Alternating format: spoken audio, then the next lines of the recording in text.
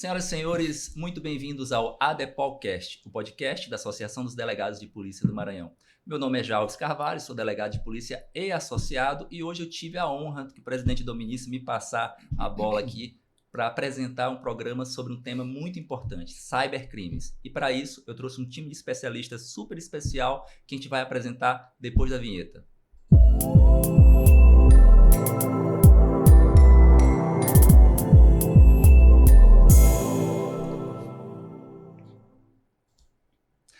Voltando, pessoal, antes de apresentar os nossos convidados, eu queria trazer algumas notícias para a gente entender o tamanho e a dimensão do tema na atualidade, né? Primeiro, a notícia do Senado fala: golpes digitais atingem 24% da população brasileira. O segundo, do Radar Econômico, fala: mais de 60% dos brasileiros já foram alvo de golpe virtual. Depois, Datafolha: país tem mais de 4,5 mil tentativas de golpe financeiro por hora. Trouxe mais uma notícia aqui. Brasil registra mais de 4,6 mil golpes por hora, confirmando a notícia anterior. E por último, 1 a cada 4 brasileiros perdeu dinheiro em golpes digitais nos últimos 12 meses, diz a pesquisa. Então, é como o nosso presidente Domingos falou num outro episódio, nós estamos vivendo uma pandemia de crimes virtuais. Então, para tratar do assunto, para ver o que a gente pode fazer, você que está investigando, policial, as técnicas que você de repente pode estar aplicando na investigação, e você da população em geral, como se prevenir desses golpes, conhecer alguns golpes, a gente trouxe um time de especialistas aqui que eu vou começar apresentando. Primeiro as damas, né? Doutora Stephanie Angeli, é delegada de Polícia Federal, é chefe da Delegacia de Repressão a Crimes Cibernéticos da Polícia Federal, é especialista em Direito Penal e Processo Penal e já foi chefe substituta da Delegacia de Repressão a Crimes Fazendários e foi chefe da Delegacia de Defesa Institucional. Seja bem-vinda, doutora Stephanie. Muito obrigada. Doutor Guilherme Campelo é chefe do Departamento de Combate a Crimes Tecnológicos da SEIC, né? É professor do curso de formação da ACADEPOL, é pós-graduado em Direito Penal e Processo Penal, já foi superintendente do interior, da Polícia Civil do interior, e já foi chefe do SENARC, do setor de inteligência e da parte do interior também do SENARC, né, doutor Guilherme? Seja muito bem-vindo. Muito obrigado, um prazer estar aqui. E para completar esse time, até a surpresa, né, não estava no script, mas apareceu aqui, ó, ele é muito ocupado, mas conseguiu um tempinho aqui para a gente, doutor Vitor Ocano, né? Ele é delegado de Polícia Civil, ele é pós-graduado em Segurança Digital, Governança e Gestão de Dados, também tem certificado em Proteção de Dados. Seja bem-vindo, doutor Ocano. Obrigado, doutor Jalves. Para começar o nosso bate-papo, vamos começar aqui com a doutora Stephanie. Eu queria que você falasse um pouco para a gente sobre a sua carreira, o público conhecer você, né? Quem não lhe conhece, né? O que a senhora faz, como é que você chegou até essa área de trabalhar com crimes digitais. Fale um pouco aí sobre você, doutora. Bom, eu sou formada pela Universidade Federal do Maranhão, tenho especialização em Direito Penal e Processual Penal e estou fazendo uma especialização também em Investigação Digital. Trabalhei também no Ministério Público do Maranhão antes de entrar na PF e, como o senhor mesmo já falou, né, passei aí pela Delegacia de Crimes Fazendários, pela Delegacia de Defesa Institucional e hoje eu estou como chefe da Delegacia de Crimes Cibernéticos, né. Eu comecei a trabalhar na área desde o ano passado, que foi quando teve a criação no âmbito do órgão central da Polícia Federal, da Diretoria de Crimes Cibernéticos, DCyber. É novo, então, né? É novo, é. E aí foi criada a DCyber e a partir daí foram criadas as DeleCybers, que são as Delegacias de Crimes Cibernéticos, no âmbito de cada uma das superintendências de Polícia Federal dos estados. Né? A ideia de criação dessas DeleCybers foi no sentido de estabelecer uma especialização na investigação de crimes cibernéticos que são de atribuição da Polícia Federal. Então, é importante deixar claro, ela não investiga todo e qualquer crime cibernético de atribuição da PF, mas apenas alguns específicos, certo, que envolvem o combate ao abuso sexual infanto-juvenil, as fraudes bancárias eletrônicas, né, os crimes de ódio, que são crimes de discriminação, preconceito por motivos de raça, cor, etnia, religião, procedência nacional, inclusive os que têm conteúdo misógino, né, dentro do que está de atribuição da PF, e os crimes de alta tecnologia, que envolvem aqueles que têm invasão a dispositivos informáticos com uso de códigos maliciosos ou exploração de vulnerabilidades, e a invasão a sistemas de informática que envolvam infraestruturas críticas do país. Então, basicamente, são Perfeito, essas. doutora. Foi São uma esses boa crimes introdução. Doutor Guilherme, fale um pouco pra gente. Para quem não lhe Nossa. conhece, né, que o Guilherme já exerceu diversos cargos na nossa Polícia Civil e vai poder falar um pouco mais para vocês aí. Quem não conhece Exatamente. o Dr. Guilherme? Como eu disse, é um prazer estar aqui, atender esse convite aí do presidente Dominici. Né? Eu, assim como a doutora Stephanie, também sou graduado pela Universidade Federal do Maranhão. Né? Antes de entrar na carreira da Polícia Civil, eu trabalhei no Tribunal de Justiça. Né? O primeiro concurso do Tribunal de Justiça, passei 10 anos lá. E depois ingressei nos quadros da Polícia Civil como delegado. Já tive a oportunidade de trabalhar, acredito que com todas as matérias praticamente, por ter sido lotado nos mais diversos ambientes da Polícia Verdade. Civil, né? Desde combate à corrupção, narcotráfico, delegacia de homicídios. Né? Então, a gente acaba ganhando uma experiência aí que é muito salutar, não só para a carreira, como para a vida também. Né? E no ano de 2022, fui chamado a esse desafio. Né? Uma área que já não era mais do futuro, mas sim do presente, que é de ocupar o cargo de chefe do Departamento de Combate a Crimes Tecnológicos na estrutura da SEIC. Né? Então, de fato, foi um desafio muito grande, né? Até porque você tem receio daquilo que você não conhece. E a gente tem que ter humildade para dizer que de fato, eu não conhecia da área, né, da matéria. E a partir daí, busquei me especializar também na área. Né? Assim como a doutora, também estou pós-graduando na área de investigação digital. Né? Já realizei alguns outros cursos também nessa área, justamente para poder atender melhor e exercer melhor a função nesse cargo que eu ocupo atualmente. Né? Tanto para atender as demandas da sociedade, quanto para atender também as demandas dos próprios colegas que também nos procuram. Né? E o DCCT tem essa peculiaridade de atuação em todo o estado, né? E sobremaneira também prestar apoio a todas as unidades da Polícia Civil que necessitem de algum apoio especializado nessa área.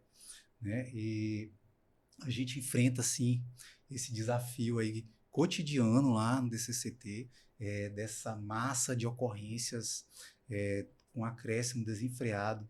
E como você bem trouxe aí, viu, Jalves? Desde a pandemia, né, os estudos demonstram que foi um boom. Né, o crime migrou, sim, para o ambiente virtual, já é uma realidade. Né? A vida das pessoas passou a ser virtualizada muito mais. Né? Queira ou não Você só queira, acompanhou, né? Exatamente. Né? Você estava em casa, você tinha que demandar todo tipo de serviços, todos os tipos de serviços e bens, né? Por conta da limitação que a pandemia trouxe. Né? E o crime também, que estava recluso em casa, buscou no ambiente virtual o seu ganha-pão de maneira ilícita. E a partir daí, né, pode-se dizer que houve uma certa, além da migração, os criminosos passaram a se especializar um pouco mais, né, em atuar nessa área. Né? Acompanhou a vida virtual, acompanhou também o mundo do crime para essa realidade.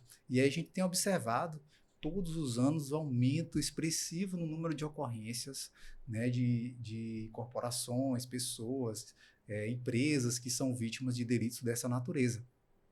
Hoje em dia, os próprios serviços públicos estão migrando para o ambiente digital também. Né? Hoje em dia você tem acesso a muitos serviços com um smartphone.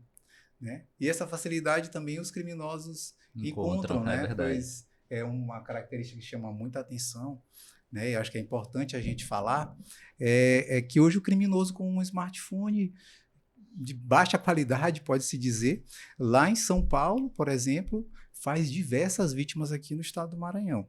Né? Basta ele estar com um smartphone, ter acesso à internet, ter a expertise mínima ali para realizar aquele delito, então ele pode causar um grande estrago aqui e obter, infelizmente, um ganho, né, significativo em cima de diversas vítimas. É interessante que até verdade, aumenta o potencial lesivo do criminoso, né? Porque ele pode escalar o negócio dele.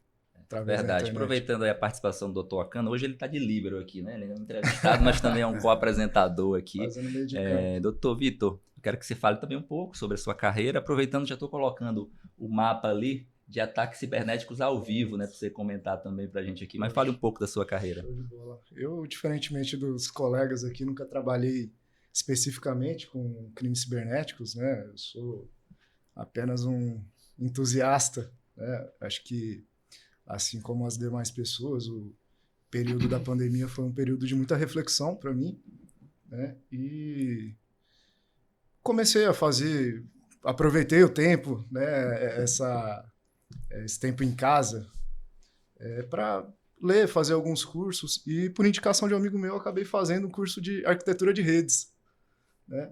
Nunca tinha tido nenhum contato com nada de TI, mas acabei gostando muito, e dentro da área de TI, gostei muito de segurança da informação, né? Aí acabei fazendo a pós-graduação e fui atrás também de tirar a certificação em proteção de dados. Bom, a gente tem aqui o mapa de ataques cibernéticos, né? É um dos mapas que a gente tem disponíveis, né? Se alguém tiver curiosidade, a gente pode passar os links, mas a gente vê, se bem que agora ficou parado aqui, não sei se é problema da internet, mas é extremamente movimentado. É um mapa mundial. Não para, né? Tem ataque de todos os tipos e o tempo todo. O tempo todo está ocorrendo alguma coisa. É um ecossistema realmente muito dinâmico. Muito dinâmico, né? Agora voltou a se movimentar. Eles pararam para assistir o programa aqui. Mas vamos lá. E a gente vê que a concentração que tem nos Estados Unidos, né, Europa, e agora a China, por algum motivo, não está pegando ali, né? Mas a gente vê que existem grandes centros. E o Brasil, ele é muito movimentado também, né? Isso é até um gancho para a gente trazer aqui o próximo assunto, que é justamente definir o que a gente vai falar aqui, né? Porque crime cibernético, né, doutor Guilherme, é um tema muito amplo, né? Então a gente vai ter que tentar trazer num curto espaço de tempo aqui, né, o que seria mais viável para a gente conversar, mas começando com a questão dos cyberataques, realmente que são, no mundo todo, é um problema que gera milhões, bilhões de prejuízos para as empresas, né? Desde os ataques grandes até os pequenos ataques, os golpes mínimos ali que as pessoas estão fazendo no idoso, na pessoa pelo WhatsApp. Então a gente vai tentar falar um pouco disso aqui, mas primeiro queria que você conceituasse, né, introduzisse o tema para a gente. Exatamente, né? Conceitualmente há alguma divergência, pode-se dizer, doutrinária, né? Com base também nas leis penais, acerca do que vem a ser crime cibernético ou crimes informáticos, como alguns gostam de falar, né? Mas uma coisa é uníssona, né? Tem os crimes que eles são praticados exclusivamente no ambiente virtual, né? Que são aqueles, por exemplo, que até o nosso legislador, pós-pandemia, teve essa leitura da realidade atual brasileira para incluí-los aí no Código Penal, ainda que associados a figuras típicas que já existiam, como o próprio estelionato, né? Então, hoje em dia, a gente tem o estelionato convencional, que a gente observa um decréscimo de ocorrências do estelionato. A gente vai falar sobre isso, Ana. Convencional. E o estelionato da modalidade eletrônica, que ele traz elementos, né, que conceitualmente permitem que ele seja praticado apenas no ambiente virtual. Ou seja, você tem delitos, né, crimes cibernéticos, que pode-se dizer que são abertos, são aqueles que podem ser praticados tanto no ambiente virtual como no ambiente físico, né? E tem aqueles que são praticados apenas no ambiente virtual, como o de invasão de dispositivo. Ele vai necessariamente exigir que tenha-se ali um dispositivo, né, ou um equipamento conectado à rede mundial de computadores para que ele possa configurar aquela figura típica, né? O aberto, por exemplo, uma difamação. A difamação, né? E a gente tem também uma peculiaridade legislativa em relação à difamação, que ela, quando é praticada no ambiente virtual, né, o legislador aí colocou para o triplo da pena. Já aumenta mas bastante, ela, né? naturalmente, ela pode ser praticada também de pelo pessoa para alcance, pessoa, né, que ela né? pode ter, né, no caso do ambiente tem a virtual. questão Exatamente. da dificuldade de identificação do autor também, né? Exatamente. Agora, o que chama atenção também, acho que a doutora compartilha talvez desse mesmo entendimento, que eu observo muito, você fala, puxando o gancho da difamação, Sim. e do próprio estelionato eletrônico também, é que os danos do delito praticado no ambiente virtual dessa natureza, eles são muito maiores. Se você pegar uma difamação, por exemplo, ela pode se perpetuar no tempo. Quer dizer, uma difamação praticada no ambiente virtual contra um jovem que hoje está na faculdade, amanhã, daqui a 10 anos, por exemplo, ele está ocupando um cargo público, tudo aquilo pode voltar. A repercussão é bem mais significativa, né? Com certeza. Quando é praticado através do meio cibernético, né? Até quanto à questão do tempo, né? A gente vê em segurança da informação que a gente tem que considerar sempre que aquilo que é posto na internet, ele é potencialmente eterno. Exatamente. Às vezes a gente tem aquela talvez em decorrência de influência das redes sociais, né? A gente vê como o Instagram tem stories, né, que duram ali 24 horas. Então, dá uma percepção para a gente de que aquele conteúdo ele é disponível por pouco tempo. Mas aquilo, inclusive, existem perfis, né, bots ali que estão o tempo todo fazendo o carving ali dos dados, que podem perpetuar aqueles dados, né? A gente tem ainda não se adaptou, em geral, tão bem assim quanto a essas plataformas. A gente disponibiliza muitos dados, né? E esses dados, muitas vezes, são utilizados para o cometimento de crimes contra a gente. Né? Isso, doutora, até entrando nessa parte da difamação, de crimes contra a honra e, como o doutor Guilherme já antecipou, né, a evolução dos crimes, né? Como é que fica em relação a hoje em dia com a inteligência artificial, com o deepfake, fica cada vez mais difícil você identificar, né, e você conseguir chegar numa situação que muitas vezes vai difamar, vai acabar com carreiras, com reputações. A inteligência artificial, ela é uma ferramenta que veio para mudar a nossa vida e ela tem aspectos positivos e negativos, né? Assim como nós podemos aproveitá-las, os cybercriminosos também se valem da utilização dela para a prática de crimes. Então, você vê, por exemplo, a possibilidade de repente, criar um áudio com a voz de uma vítima para praticar, por exemplo, um golpe de falso sequestro. Né? Possibilidade também de criação das chamadas deepfakes. Então, você pode criar, imagina, uma situação em que você cria várias imagens deepfake que vão fazer com que contas bancárias sejam criadas a partir dessas imagens falsas e você pode sair aplicando golpes aí em massa, né?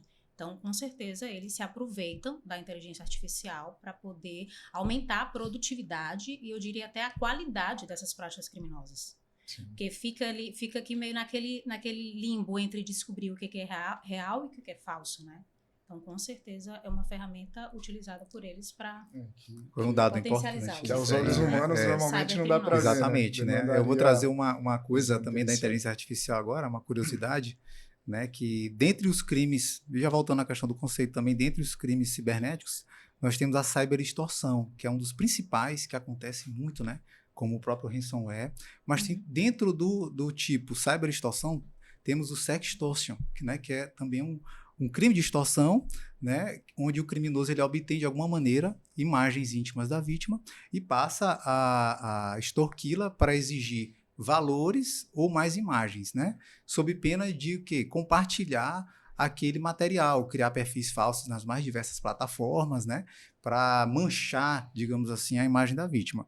Então, o que foi interessante, né, a gente que observa ali o dia a dia das ocorrências lá no departamento, a gente observou um decréscimo muito grande, né, no número de ocorrências envolvendo o sextorção, como é conhecido. Por quê? Sem a inteligência artificial, pode-se dizer que a vítima antes não tinha uma desculpa. Agora tem. Agora tem. Já foi usado, então, inclusive. Né? A vítima, hoje em dia, os criminosos perceberam isso, né? A vítima, quando chegava na delegacia, e passou a ser até uma orientação para que a polícia ganhe tempo, porque esse tipo de crime, né, gera uma agonia, uma inquietação muito grande na vítima. A vítima não exigindo uma providência da polícia emergencial naquele instante, né? Porque o criminoso está de posse das minhas imagens íntimas, vai vazar, vai mostrar conversas que a gente teve. Então, o que passou a ser a orientação? Negue.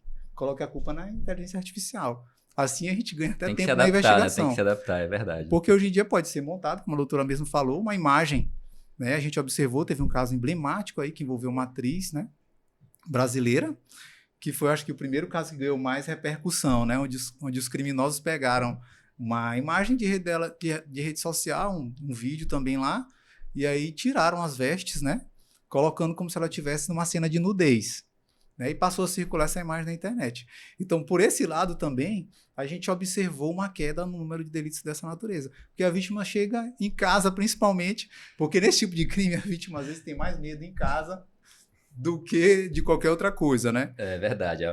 Teve até um político em São Paulo que teve um vídeo, né? Teve uma situação parecida que ele nega, né? Disse que foi inteligência artificial. Também, né? Pois é, então acabou sendo a melhor saída para as vítimas hoje e a gente observa de fato, né? Antes da inteligência artificial e do deepfake se tornar mais popular, pode-se assim dizer, o número de de ocorrências e até de trabalho lá do próprio DCCT, operações policiais, né, que já se encerraram, já se passaram, você pode até dizer, tem uma quadrilha do Rio Grande do Sul que inclusive utilizava, né, o cargo de delegado de polícia para exigir valores. Sim, então a sim, vítima sim. chegava no pânico lá na delegacia. É. Né? Então já foram feitas várias operações, né, no passado. Então hoje em dia são raríssimas as ocorrências dessa natureza. Você tocou num ponto muito interessante, que essa questão de não ter uma delimitação territorial. Os criminosos, como você já falou, agem em todos os lugares, né? Acho que seria interessante até a doutora falar como é que a Polícia Federal trabalha com isso, né? Porque realmente, se a gente for pegar ao pé da letra, né, é um crime interestadual, né? Então, assim, se for pegar, ia tudo para a Polícia Federal, né? Que claro que não é o caso. Mas, assim, realmente hoje em dia, cada vez mais tem essa atuação de criminosos de outros estados agindo no Brasil todo e também a participação do crime organizado, não é isso, doutora? Uhum. Eu diria que o crime cibernético, ele é um crime que não vê fronteiras, né? O cybercriminoso pode praticar um crime aqui em São Luís do Maranhão e ele pode gerar repercussão não só em qualquer canto do Brasil, mas em qualquer canto do planeta. Então, né, a potencialidade dos efeitos lesivos é assim absurda. É até interessante, assim, que tinha um tempo que estava todo mundo recebendo no WhatsApp, era uma oferta de trabalho para a Amazon, um serviço tipo afiliado para você vender. Sim, e tal. Isso é conhecido popularmente como o golpe das tarefas. Era um grupo, estava vindo de um grupo chinês, né?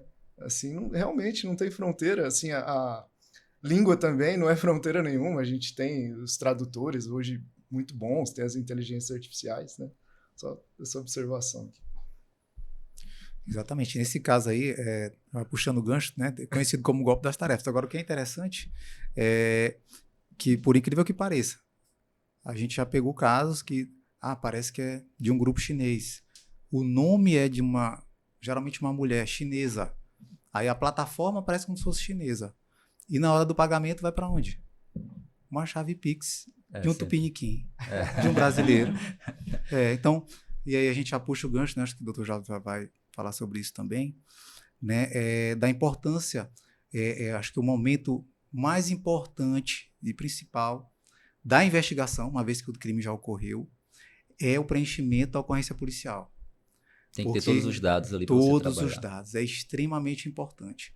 Porque a investigação no ambiente virtual, para ela obter êxito, ela vai precisar trabalhar em cima desses dados, né? Porque é através de dados técnicos que você vai evoluir na investigação, né? Então é importante isso, né?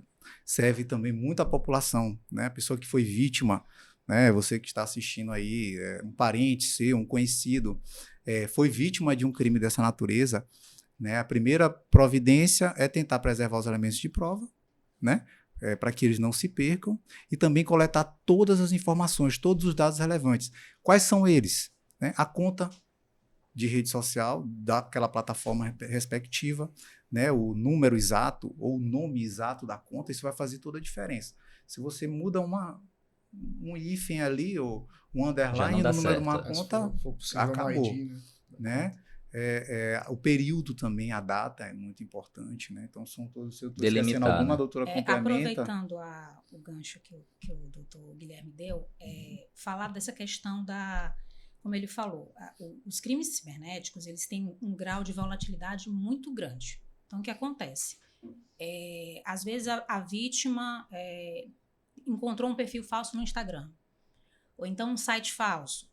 Quando ela chega na delegacia para denunciar, muitas vezes o site pode já estar fora do ar, o perfil já pode ter deixado de existir.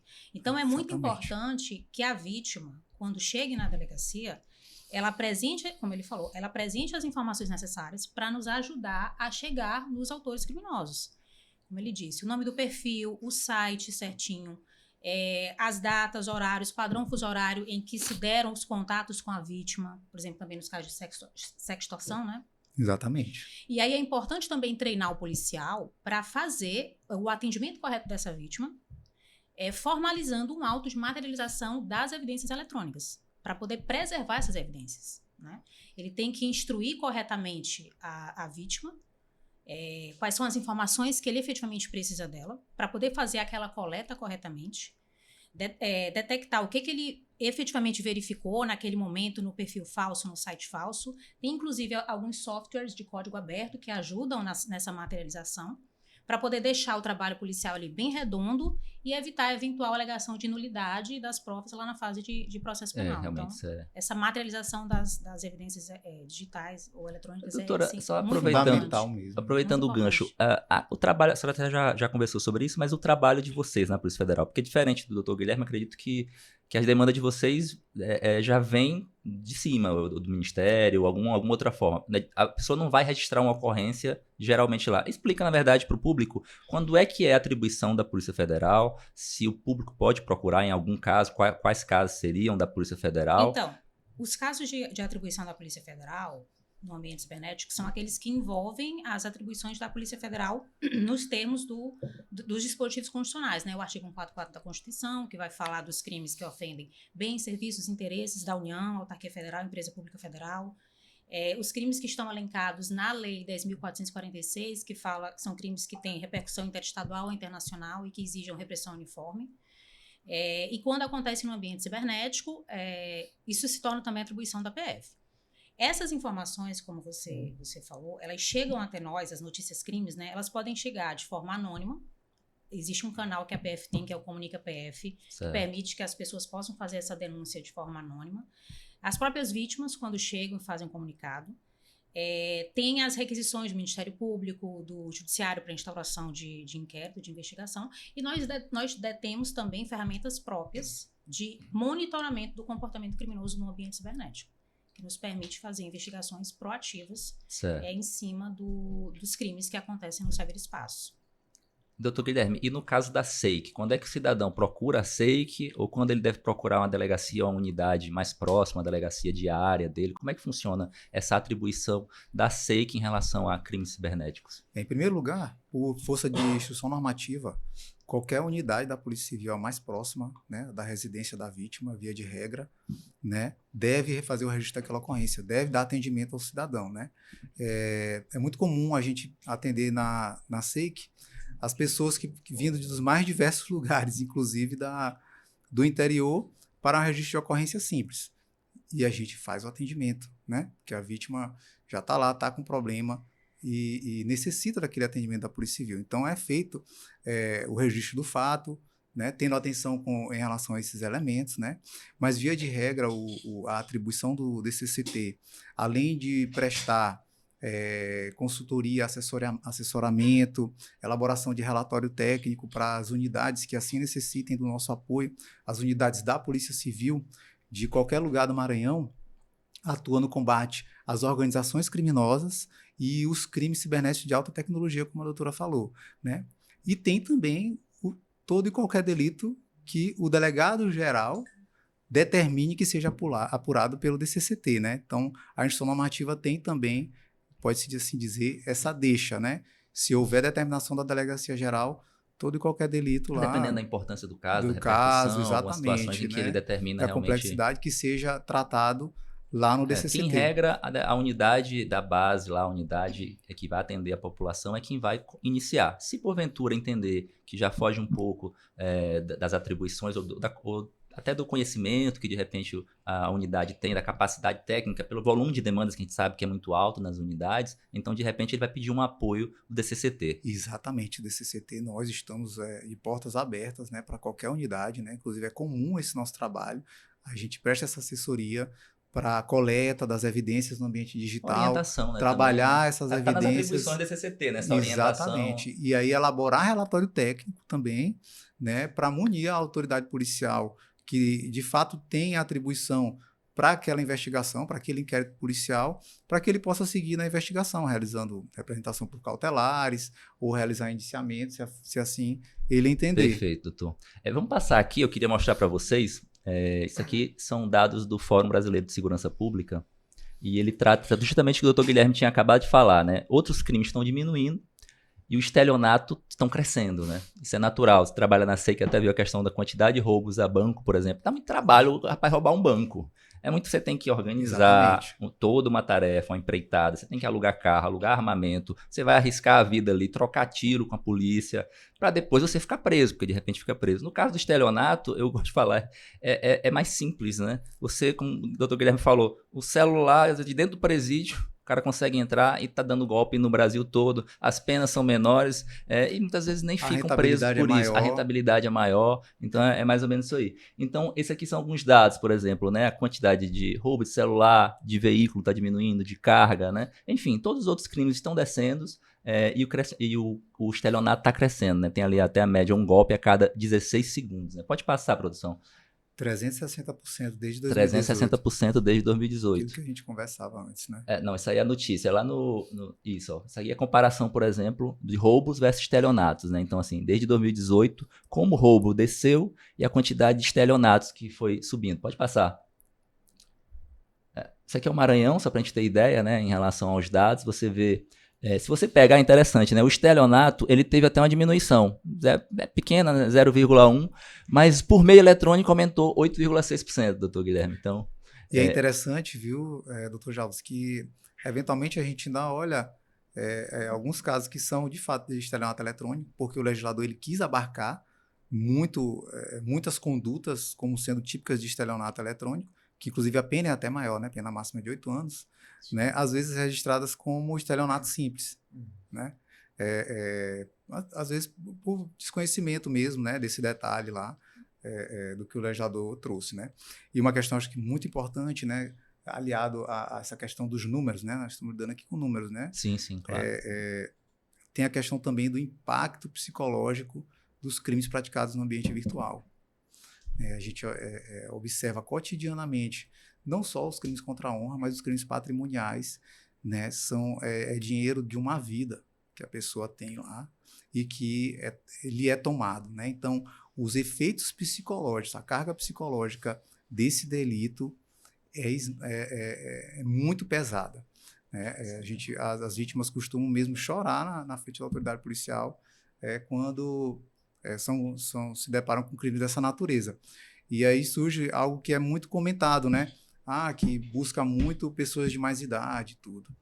Acho que é uma curiosidade que convém a gente trazer aqui. Né?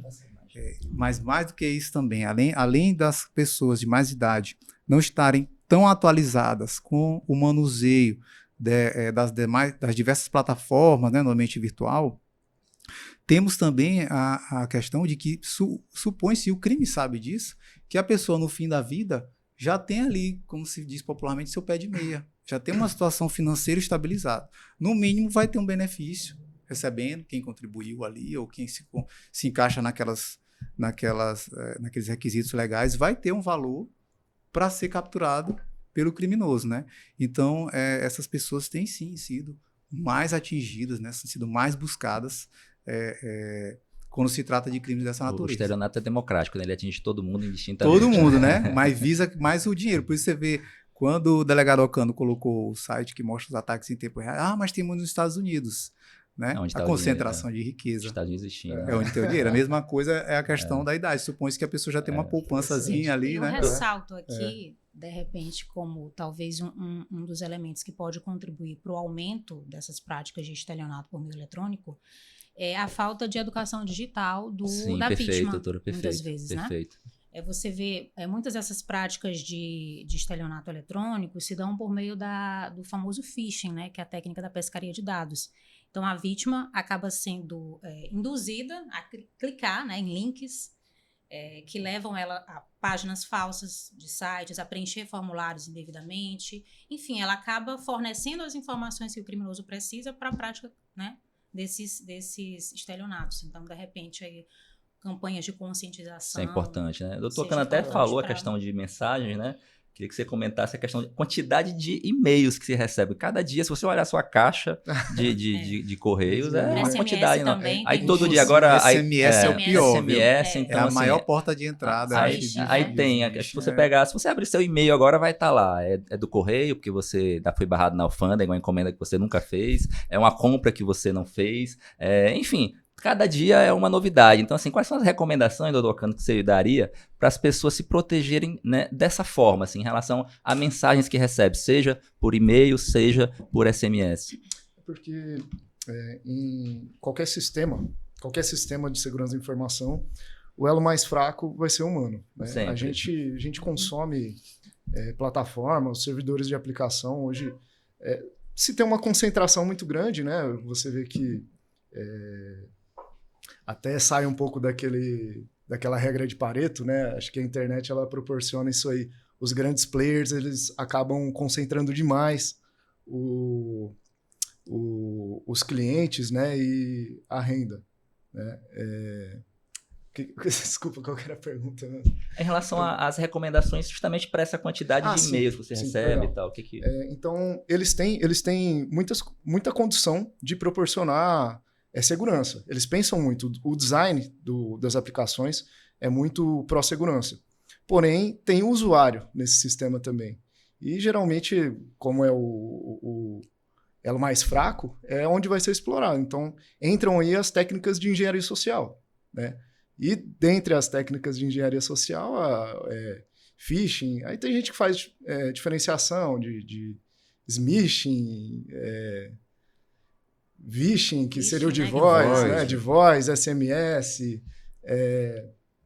e-mail também. Eu acho que a melhor forma de se proteger contra engenharia social realmente não tem para onde correr, é conscientização. A gente tem que aprender sobre isso.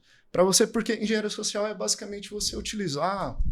É muito como neurociências, né? Você utiliza alguns gatilhos, né? Você vê... você recebe um SMS... você teve a sua encomenda... E o cara tá ansioso para receber a encomenda, porque todo mundo tá fazendo compra o tempo todo, né? Então tem alguma encomenda que não chegou. Pois é, às vezes nem é. Você tem que... Mande em 24 horas seus dados. Então, ele bota ali a questão do tempo, né? A imediatidade ali, né? Tem um grande banco aí, né? Digital, que acho que abarca já mais de 100 milhões de brasileiros. Então não recebe, não, porque sua conta... Não, o cara sabe que tem uma conta. Mas metade dos brasileiros tem, então eles mandam para todo mundo e vai servir para alguém, né? É um pouco disso. Então você tem que estar sempre... A ideia do quem cai na rede é peixe, né? Exatamente. Então, acho que é bem apropriado aí, né? E muitas vezes utiliza a própria ganância da pessoa, né? Tem alguma coisa... Olha, você tem uma conta esquecida aqui que tem 5 mil reais. A pessoa sabe que não tem, né? Mas vai atrás. A primeira no SMS, que geralmente o link vem encurtado. Sim. Então ali você já vai clicar mais ou menos na cega, né?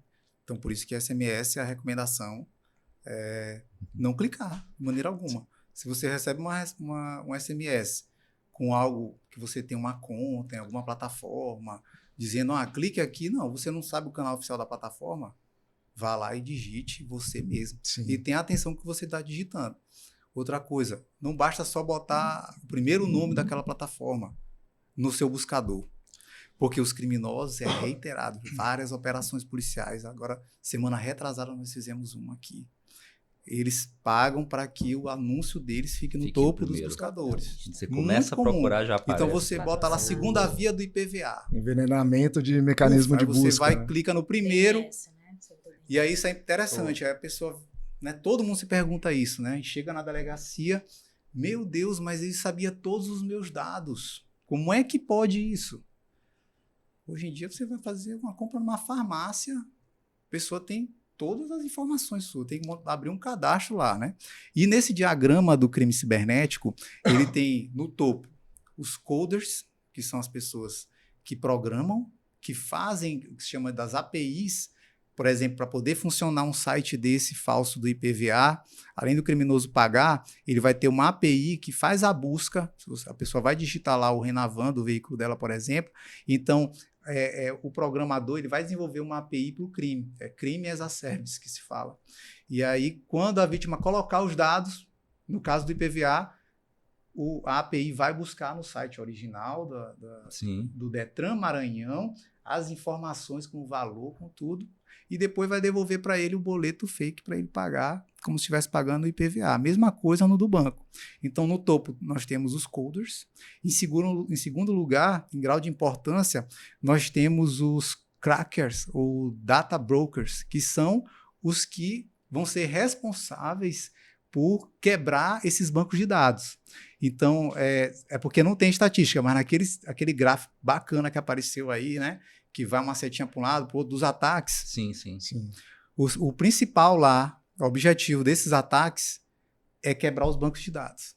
Se você for fazer uma pesquisa aí da quantidade de bancos de dados que já foram quebrados no mundo, é uma coisa absurda, né? Os dados de Tem todo muitos, mundo né? estão... Os dados vazados. Muitos, chamados então... painéis, quem né, não- que eles exatamente. disponibilizam Quem pra não vender. tem, vai ter. Não tem Painéis jeito, das né? puxadas. As puxadas. É Puxa aí. É o que você acabou de falar, né? É o CAS, né? O Crime as a Service, né? Tipo assim, hoje em Exatamente. dia, às vezes a gente tem a impressão de que é o cara lá que tá fazendo. Não, às vezes é um Não, o funcionário de uma loja que ele tá recebendo para vazar determinados dados, uma tela de celular, alguma Isso. coisa, ele faz aquilo ali. Então, você terceiriza tudo dentro do crime hoje em dia. Quando você vai chegar no operador do estelionato eletrônico, por exemplo, do furto mediante fraude, ele dispõe de toda essa rede de serviços criminosos para ele. Não Né? precisa Ele paga mais uma ter taxa por capacidade cada um técnica. para ter o ganho dele ilícito, né? Só para encerrar essa parte, até coloquei ali a questão do próprio Fórum Brasileiro de Segurança Pública, ele fala dessa importância, né, de investir na polícia judiciária. Então, a gente tem que investigar esses crimes, né? Então, acho que a gente tem que alertar os nossos governantes, as pessoas que estão, justamente da importância de entender os números, como você falou, está crescendo. Então, para onde é que a gente vai caminhar? Qual é o futuro disso aqui? É aumentar. Então, a gente tem que cada vez mais investir E já é uma nisso. realidade presente, né? A gente observa aí nos números, não é? E se Antigamente você falava pegar do futuro, até a né? vantagem de ter muitos casos, né? Como é a questão de Big Data, né? Então, como você tem poucos dados, você não dá para você saber como vai trabalhar. No momento que você tem volume, tem velocidade, variedade, dá para você ver tendência. Então, a ideia é justamente essa. Acho que cada vez mais as polícias judiciárias têm que trabalhar com isso. Cientificamente, vendo qual é a tendência do crime, onde é que está crescendo e como é que a gente vai agir, né? Acho que seria mais ou menos por aí, né, doutor Cano? Sim, sim. Agora, assim, a questão dos dados, né, esses ataques, eu acho que é própria desse modelo de web que a gente tem, né? Web 2.0, que a gente tem sempre um intermediário aí, no caso, o servidor da aplicação, ele concentra esses dados, né? Ele tem dado de todo mundo, então, dado tem valor financeiro em si, né? Você até falou dos data brokers, né? Tem gente que está na internet só vendendo dado. E às vezes o pessoal pode categorizar lá. Altamente rentável. Tem dado aqui, você quer uma lista de servidor público. É pessoal que tem cartão Black e tal. Até a questão do Crime as a Service, né? Hoje tem muita coisa disponibilizada, inclusive para os criminosos, né? Mas a gente também tem uma certa tendência aí de um controle maior dos dados, né? Conforme fosse dando a migração, utilização para a Web 3.0. É altamente seria a questão rentável, né? das blockchains, né? Tem os grupos geralmente voltados para o crime dessa natureza. O criminoso ele faz uma ou duas consultas grátis, Depois... né?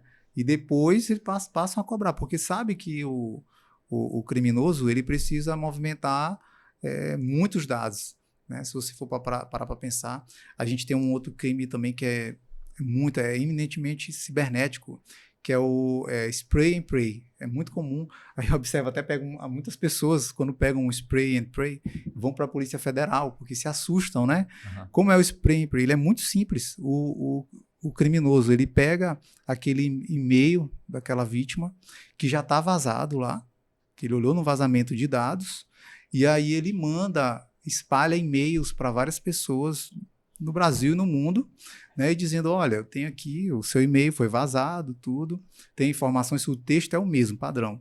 Se você não depositar tanto em criptomoedas, eu vou vazar suas informações, tem umas imagens suas, informações suas, assim, Às assado. vezes fala que acessou site pornográfico, Exatamente, né, acessou, você você padrão, acessou, né? exatamente, Assim, é um qualquer texto pessoa padrão receba em um e-mail inglês. desse, pode pegar, copiar, colocar no Google, vai aparecer. Vai lá. aparecer Se exatamente tiver na do que se dúvida, trata. copia o texto, você vai ver que já tá lá, alguém já E caiu. por que o nome? Porque exatamente é espalhe e reze.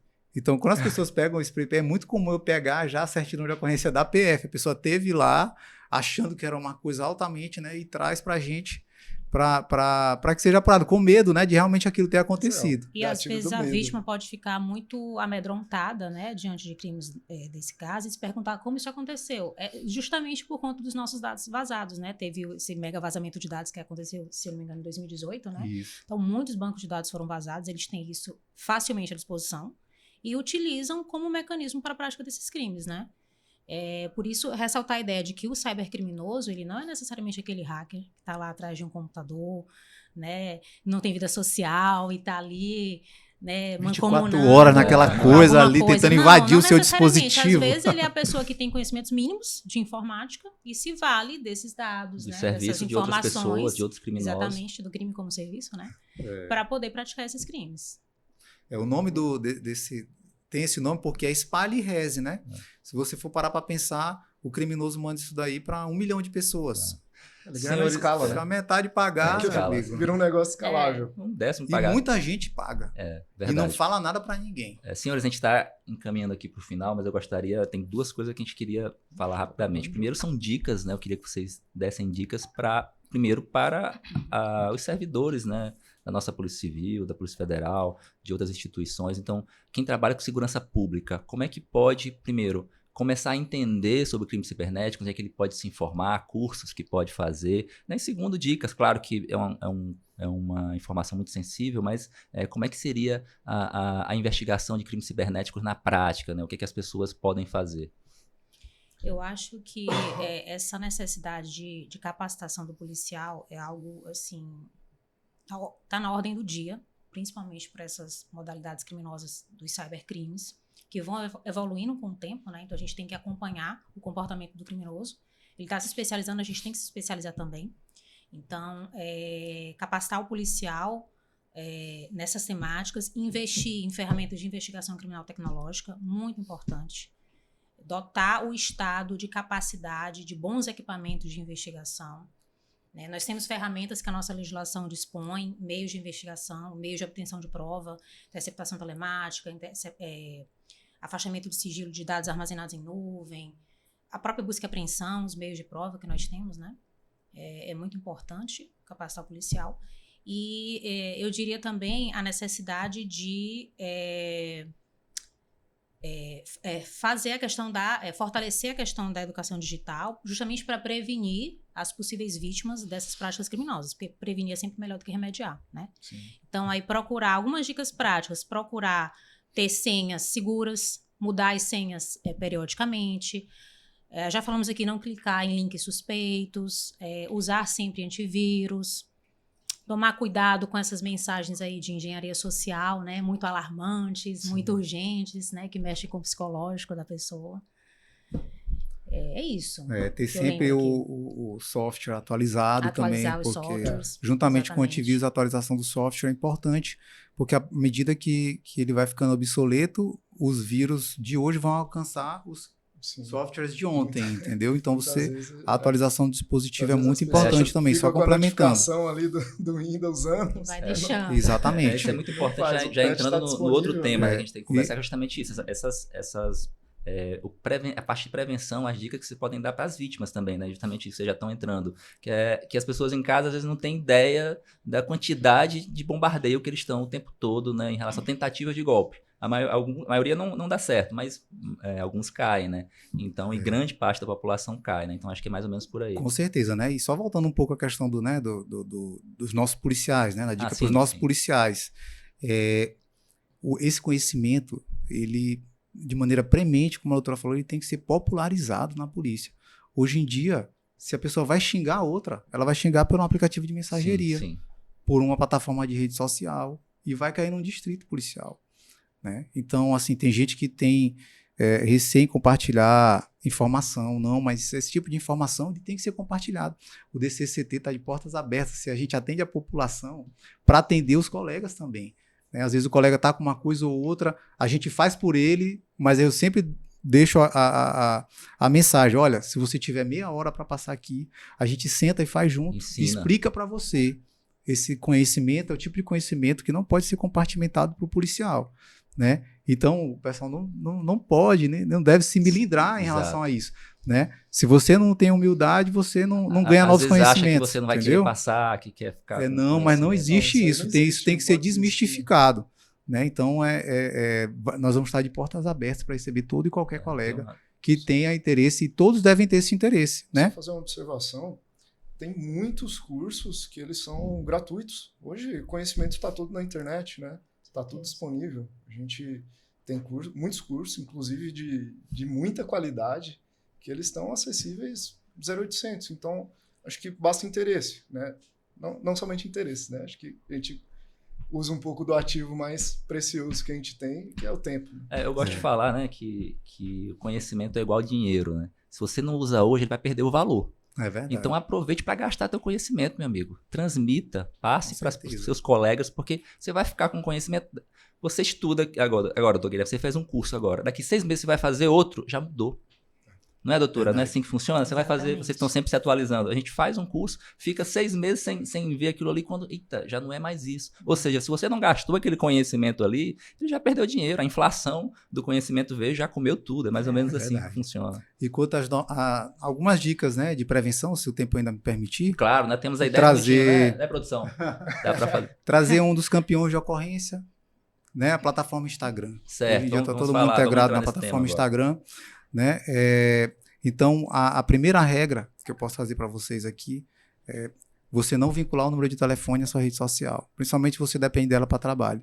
Tenha sempre ela vinculada a um e-mail, e um e-mail seguro. Não adianta ser aquele e-mail que você usa para 10 contas nas mais diversas plataformas tá com a no mesma telefone, senha. e que tá no e que tá no telefone. seu Eu telefone. estava na minha anotação aqui, né, para o Porque- pessoal separar um e-mail só para recuperação. Perfeito, exatamente, né? E outra, como que funciona a tomada de contas no Instagram? Meu Instagram foi hackeado. A pessoa imagina aí, então, foi um hacker, como a doutora falou, com uma expertise, ele entrou lá, invadiu meu O telefone e cara de tomou minha moletom conta do preto. Instagram. Não. O hackeio da conta do Instagram, como se fala, a própria vítima fornece o código. Como que funciona? Os criminosos lançam perfis falsos na própria rede social, geralmente de restaurantes, hotéis, clínicas de estética, clínicas odontológicas, coisas que atraem muito o público, né? Então eles fazem um fake bem parecido com o original. E aí lá eles lançam uma promoção que vai aparecer, provavelmente no seu Reels lá, você está navegando lá, vai aparecer para você. Aí você clica e se cadastra aqui para a promoção. No cadastro você já vai entregar os dados, né? Inclusive o e-mail vinculado à conta, o número de telefone e tudo, né? Aí depois, olha, você vai receber aí um código, que esse é o código da nossa promoção. Me informe aqui o código para você ser contemplado. Informou o código, já era, perdeu a conta. Então, é a questão da engenharia social, né? O criminoso, ele monta uma historinha bem feita e assim ele sai tomando conta do Instagram. A partir do momento que ele tem a sua conta, passa a oferecer produtos ou serviços, investimento, né? Hoje em dia ele tem gostado muito de oferecer investimento, mas o golpe nasceu com a venda do fogão, da geladeira. Eles não mudavam nem a foto do fogão e da geladeira.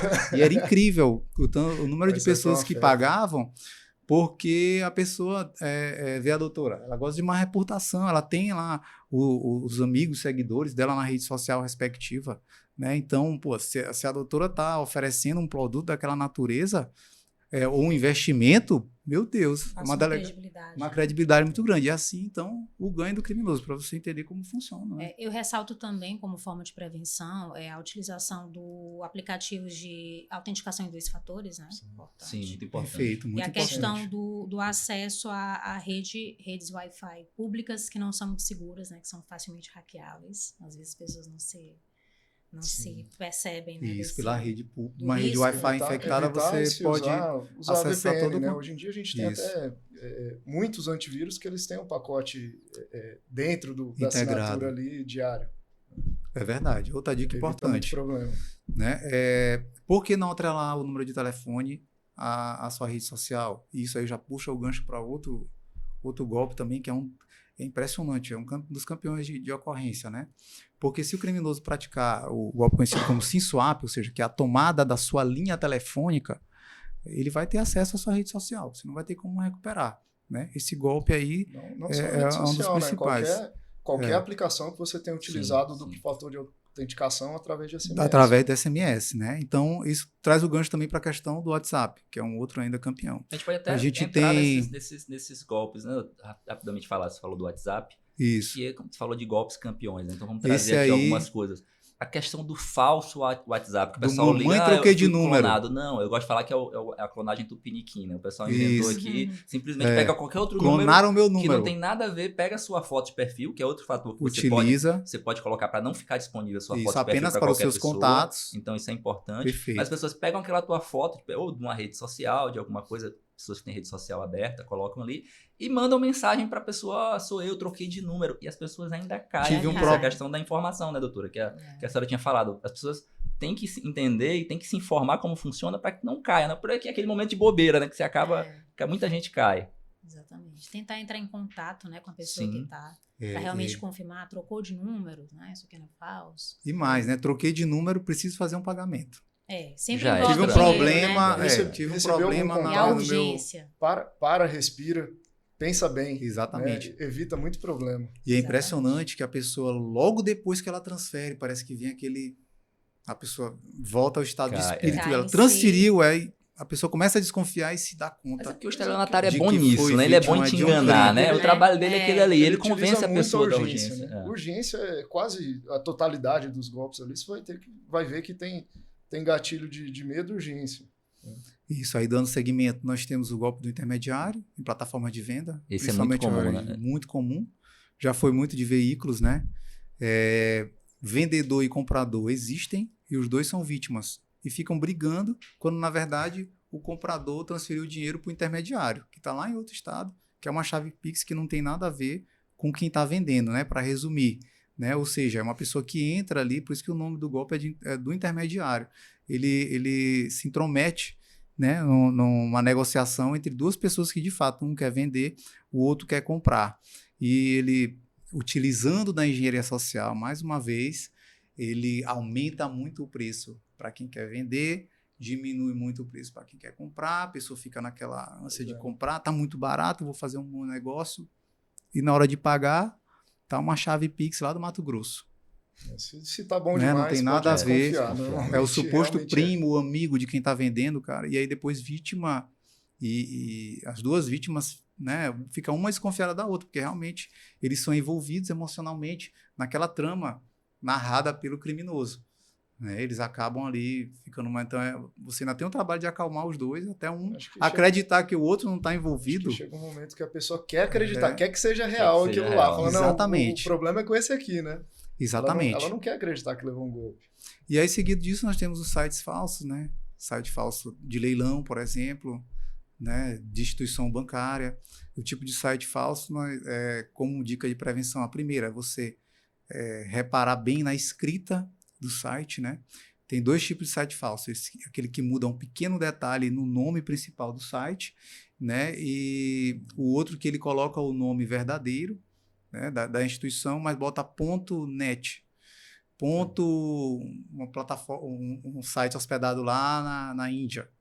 Né? Então, isso é muito importante, porque os golpes envolvendo site falso, eles vão necessariamente passar pela questão da Às escrita. vezes é só um hífen, né? Acho que daquele do iCloud, quando eles colocam lá, botar iCloud, traço, né? Só um Isso. tracinho e coloca. Chama o seu telefone e tudo, aí muda só um detalhe lá no número, tentando se passar pela assistência da Apple, né? Quando, na verdade, você vai fornecer mais uma vez sua credencial para que o criminoso possa ter acesso à sua conta iCloud e assim resetar o seu dispositivo, além de ter acesso a todas as informações confidenciais que você tem no seu dispositivo.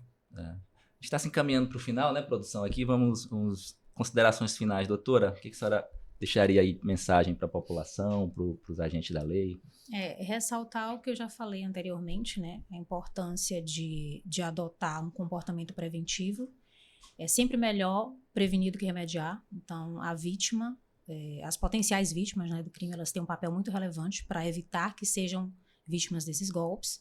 A importância, como eu já falei também, de capacitação do policial, dos agentes de persecução penal, para o combate a esses tipos de crimes e ressaltar o canal que a PF tem para comunicação dessas práticas criminosas, que é o Comunica PF, né? Pode ser acessado a partir do site da PF. E essas informações são repassadas para que a gente possa fazer a devida apuração dessas práticas delitivas. Perfeito, doutora. Doutor Guilherme?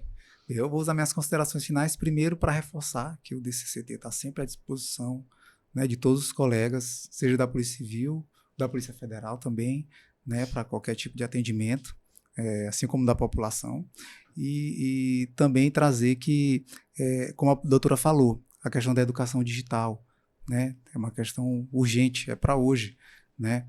Não só os policiais, como a população em geral tem que atentar para isso, porque o mundo hoje ele é virtualizado, né? Então, quanto antes se atentar para isso, essa crescente que a gente observou aí, ela tende a estagnar um pouco, né? Então, é muito importante que as pessoas fiquem atentas para isso. E também para falar um pouco do pós-crime, né, que acabou que não deu tempo, né? É verdade. Um pouco do pós-crime. Então, geralmente, a maioria dos crimes busca um proveito financeiro, né? Então, foi vítima do crime, transferiu o valor, tem um mecanismo disposto numa resolução do Banco Central de 2021, que se chama Mecanismo Especial de Devolução. A primeira providência é a vítima provocar o banco dela mesma, solicitando o bloqueio cautelar daquele valor na conta do criminoso. E todas as instituições financeiras que operam no país estão obrigadas a realizar esse bloqueio cautelar com base nessa resolução. Tem muitas dúvidas em relação a isso, né? Porque diz, porque eu fui no banco e me mandaram ir no banco de destino. Não, a resolução diz que tem que ser no banco da vítima. Imagina você bater na porta de um banco que você não tem vínculo nenhum, pedindo para aquele banco bloquear um valor na conta da pessoa que é cliente dele. Hoje em não dia, faz o menor bancos sentido. digitais, né, não tem como Exatamente. você Então você tem que provocar o seu banco e o quanto antes você fizer isso, maior são as chances de você obter êxito. Segundo, a Polícia Civil do Maranhão tem também à disposição a delegacia online. Você pode fazer o registro do fato imediatamente sem sair de casa, né? Lembrando de colocar todas essas informações que nós tratamos aqui no podcast, que são fundamentais, principalmente se você não vai fazer o boletim de ocorrência na presença do investigador de polícia, né? Se você está em casa, foi vítima de um crime, vai fazer o registro, colocar os dados de todas as contas que o criminoso utilizou para a prática do crime, né? Se houve o pagamento de um valor, aquela chave Pix bem especificada, tudo isso vai municiar a polícia, né, para que possa apurar aquele delito. Lembrando que o crime de estelionato ainda vai precisar que a vítima pegue o boletim de ocorrência dela e procure a delegacia da área de circunscrição onde ela reside, certo? Se a delegacia, a vítima querendo a apuração daquele fato, necessitar de um apoio, de uma orientação, reforço, o DCCT vai estar à disposição. Perfeito, doutor. Doutor Cano, faça as considerações finais para a gente, por favor. Vou só fazer algumas observações quanto à segurança aqui, né? Utilizar senhas sempre que possível, né? Às vezes eu até estava conversando com um colega nessa semana, estava falando que não tinha senha no WhatsApp, né? E existem outras aplicações também que você pode ter uma senha específica. Às vezes, acho que em São Paulo estava tendo muita ocorrência do pessoal roubar aparelho celular de transeunte e estava buscando o pessoal que estava mexendo no aparelho, né, para pegar ele desbloqueado. E se acessar as então, contas bancárias. É importante você, tudo que for possível, você proteger com senha. Colocar sempre senhas robustas, né? Aqui a gente fala principalmente de entropia, que é a quantidade de informação que cabe num determinado espaço. Você pode, tem gente que até tem uns memes que brincam de quanto a você botar, encher de L minúsculo na senha, para a pessoa não saber se é L ou se é I. Então, enfim, você pode ter uma senha com todos os caracteres ali pouco utilizados, mas se ela for pequena, ela vai ser uma senha frágil para brute force, né? É questão de probabilidade que o mecanismo vai ter de chegar no resultado, né? Então... Isso. Então, a ideia é você aumentar a entropia. Como é que você aumenta a entropia? Adicionando caracteres, senhas extensas, né? É sempre melhor. E não repetir senhas. Agora você pensa, como que eu vou ter senha longa e não vou repetir senha? Nunca aconselho hipótese alguma repetir senha. Usar o gerenciador de senhas. Ele... além dele guardar suas senhas de forma segura, né? Muitos deles eles têm a possibilidade também de gerar senhas aleatórias, que a gente corre o risco também de cair em padrões, né? Às vezes a pessoa tem uma rede social lá com a camisa do Palmeiras, a senha dela, Palmeiras campeão Libertadores 2000 e tanto. É uma senha que, né, dá para alguém acertar. Duplo fator de autenticação para tudo que for possível e com o aplicativo por OTP, né, que é One Time Password. Deixar um e-mail somente para recuperação de credenciais. Isso é muito importante, realmente. Evitar logar em contas pessoais relevantes em dispositivos compartilhados, se o fizer, realizar o logoff. E até tenho alguns links aqui que eu vou pedir para o colega compartilhar depois. Dá para colocar na descrição, né, depois, né, do vídeo. Para fazer um hardening ali do aparelho celular. Você pode configurar o seu aparelho, na verdade, qualquer dispositivo, inclusive o computador mesmo, né, de forma a você deixar ele mais seguro. É isso. Senhores, acho que depois dessa aula desses 3 professores aqui e dessa parte mais técnica que o Dr. Ocano passou para a gente, eu queria deixar como dica final, acho que um conselho, né? Desconfie de tudo. Desconfie do que vem fácil para você. O banco não vai estar te ligando para determinar, oferecendo alguns produtos, então a empresa não vai estar te ligando querendo que você participe de alguma coisa, então desconfie sempre. Então, assim, são 3 nãos que você tem que saber, né? Um número desconhecido, não atenda. Não tem por que você atender um número se você não está esperando uma ligação importante. A maioria das ligações que você atende hoje é tentativa de golpe. É impressionante. Então, não atenda. Segunda dica, não clique. Se chega na mensagem, uma mensagem de SMS, seja no e-mail, alguma coisa que você não conhece, não clique. Não tem por quê. E terceiro, não transfira.